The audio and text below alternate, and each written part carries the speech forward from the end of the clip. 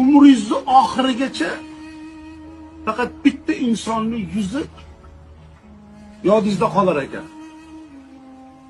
Jon chiqar paytingizgacha ham. Onangizning yuzi hech qachon insonning yodidan ko'tarilmas ekan. Ko'zlari, yuzi, ashillari, qo'llari, ko'ylagi, ro'moli doim yodingizda turar ekan. Hech qachon chiqmas ekan yodingizdan. Yana bir narsa.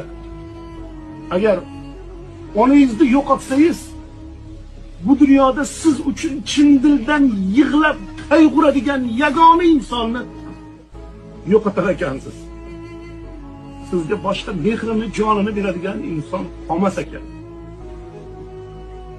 Yolg'izlik shundan boshlanar ekan.